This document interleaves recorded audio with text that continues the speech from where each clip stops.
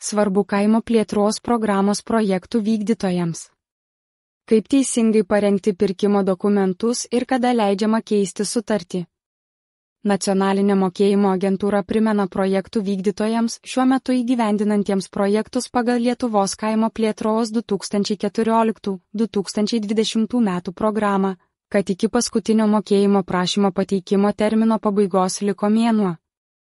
2025 m. rugsėjo 30 diena yra paskutinė diena, kai visi kaimo plėtros programos projektai turi būti baigti įgyvendinti ir paskutiniai mokėjimo prašymai pateikti agentūrai.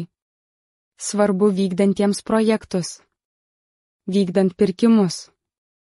Papildomai norime akcentuoti paramos gavėjams vykdantiems pirkimus, kad pastaruoju metu neretai fiksuojami atvejai, kai atliekant pirkimus supainiojama, kada agentūrai už įsigytą investiciją turi būti teikiama sąskaita faktūra, o kada investicijos turi būti įsigytos vykdant pirkimų procedūras ir agentūrai teikiama įvykusio konkurso dokumentacija.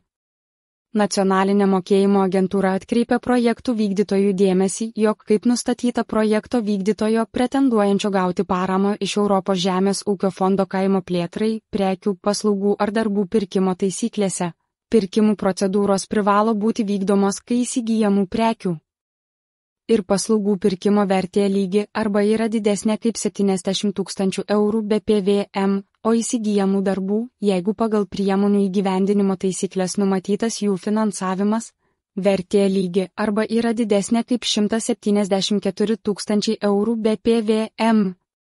Prekių, kurių vertė neviršija nustatytų sumų, įsigijimą patvirtinti agentūrai pakanka pateikti sąskaitas faktūras. Tačiau pabrėžtina, kad tais atvejais, kai kelios investicijos įsigyjamos tais pačiais metais ir jų prekių.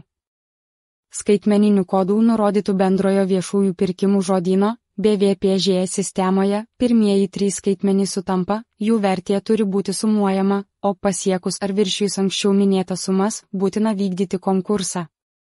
Be to, kaip nurodo pirkimų taisyklės, jeigu perkamos prekės ir paslaugos kartu, numatoma pirkimo vertė yra prekių ir paslaugų verčių suma nepriklausomai nuo to, kokią pirkimo dalį jo sudaro. Į vertės apskaičiavimą taip pat įeina įsigyjamų prekių pristatymo, montavimo, diegimo ir kitos jų parengimo naudoti.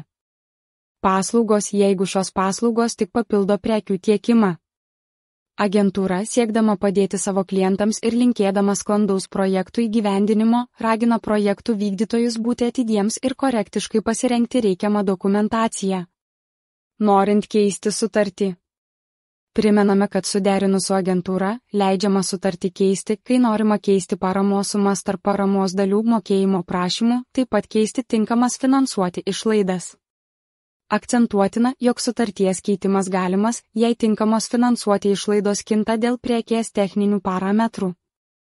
Tinkamos finansuoti išlaidos kinta dėl prekės komplektacijos.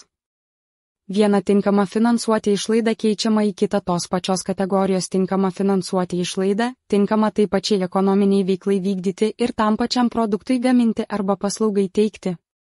Kelios tos pačios kategorijos tinkamos finansuoti išlaidos keičiamos į vieną tos pačios kategorijos tinkamą finansuoti išlaidą, skirtą numatytoms funkcijoms, kurios yra tarp anksčiau patvirtintų tinkamų finansuoti išlaidų atlikti. Viena tinkama finansuoti išlaida keičiama į kitas tos pačios kategorijos tinkamas finansuoti išlaidas, kurios skirtos taip pačiai ekonominiai veiklai vykdyti ir tam pačiam produktui gaminti arba paslaugai teikti. Visi sutarties pakeitimai turi būti suderinti ir atlikti iki mokėjimo prašymo nacionaliniai mokėjimo agentūrai pateikimo. Būtina laikytis terminų. Žinotina, kad projektų vykdytojai įgyvendindami projektus ir teikdami mokėjimo prašymus pirmiausia turi laikytis terminų, kurie numatyti paramos sutartyje sprendime ir gali būti ankstesni nei galutinis galimas terminas, tai yra 2025 m. rugsėjo 30 diena. Pavėluotai teikiami mokėjimo prašymai priimami 60 darbo dienų po paramos sutartyje sprendime nustatyto pateikimo termino pabaigos, bet ne ilgiau nei iki 2025 m. rugsėjo 30 dienos. Vėliau pateikti mokėjimo prašymai nebus priimami. Mokėjimo prašymą pateikus pavėluotai taikomos sankcijos. Detali sankcijų apskaičiavimo ir taikymo tvarka nustatyta sankcijų už teisės aktų nuostatų pažeidimus įgyvendinant Lietuvos kaimo plėtros 2014-2020 metų programos priemonės taikymo metodikoje. Dar kartą pabrėžtina, kad mokėjimo prašymai pavėluotai nebus priimami ilgiau nei iki šių metų rugsėjo 30 dienos. Akcentuotina, jog užbaigiant kaimo plėtros programos laikotarpį 2025 m. rugsėjo 30 diena yra paskutinė diena, kuomet agentūra priims projektų įgyvendinamų pagal šios programos priemonės mokėjimo prašymus.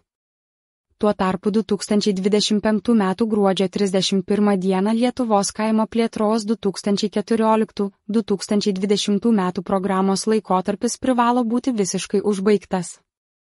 Iki šios datos pateikti mokėjimo prašymai turi būti įvertinti bei išmokėta visa kaimo plėtros programos parama projektų vykdytojams. Mokėjimo prašymų teikimo tvarka. Mokėjimo prašymai agentūrai turi būti teikiami užpildžius elektroninę formą Žemės ūkio ministerijos informacinės sistemos internetinėme portale adresu zumis.lt.